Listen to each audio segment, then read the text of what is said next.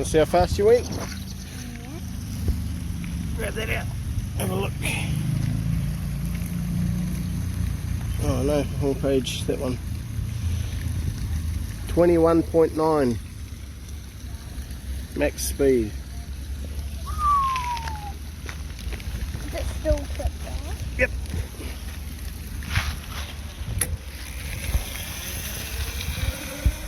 Alright guys, just a quick video on the MX125 by Razor.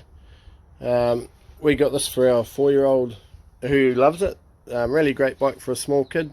I think they recommend the age to be something like 7. I really think a 7-year-old would be quite a bit too big for these bikes. They're not that powerful. So yeah, I mean, a 7-year-old, I think, in my opinion anyway, it's probably not big enough, really. So anyway, our 4-year-old really likes the bike. This is the battery that comes with them. So it's a little lead acid 12 volt battery.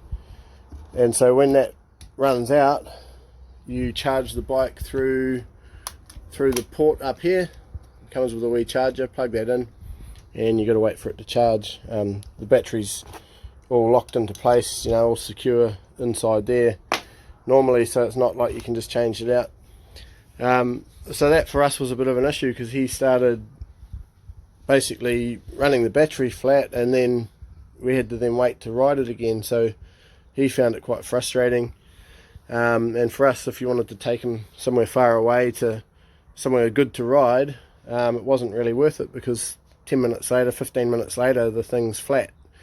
So I thought, well, we might better change that. So what I've done is I've converted the bike to run on my cordless or my power tool batteries, the Ryobi batteries. You could do it probably with any other type. I just had Ryobi, so that's what I've used. The batteries are 18 volt instead of 12, so I sort of thought, well, maybe it'll cook the bike, but it hasn't. We've had this thing for probably over 2 months running on these batteries pretty much every day. That's why I've waited till now to do the video, in case it did blow up, but it hasn't. All the other components are the same, so still got the 12 volt motor, still got the 12 volt controller. Everything else is the same. So literally all I've done is taken the wires off this. So it had 2 wires going to a plug, and I'll just take that off there so you can see.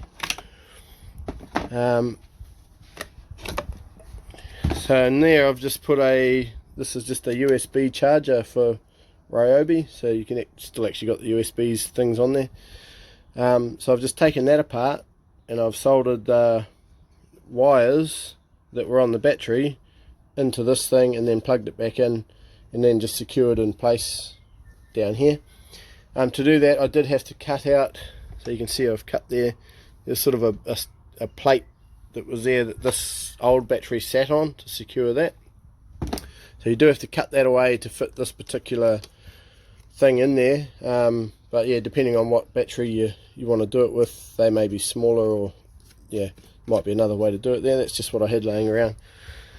So anyway, now the bike, we can run it on these 18 volt batteries. It probably goes almost, I won't say twice as fast, but at least half as fast again is what it did. And it lasts a lot longer, and of course when it runs out we can just replace the battery now. So even with the cover on, so I've cut this cover out so that it can still be done, and then we can just put a new battery in. Not so easy one-handed. Put a new battery in, turn her on, and away we go.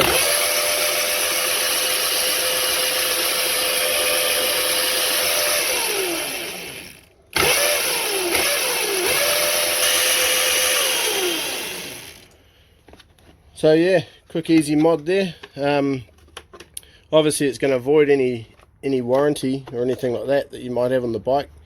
That's going to be gone as soon as you do this. But for us it was more a case of how it was it just wasn't lasting long enough. Sorry, just trying to put that on while I'm talking to you one-handed. It can just sit there, sits in there like that. So it actually looks alright once it's together.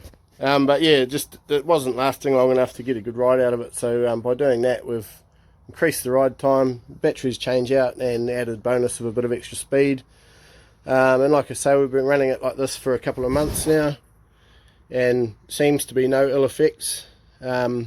Possibly it will shorten the life of the motor, I don't know, but when you're running it, the motor stays cool. It doesn't heat up or anything like that. So yeah, touch wood, it stays good, and we can just keep running it like that. So yeah, if you're sick of the bike how it is, it's quick easy way to soup it up a bit. Cheers.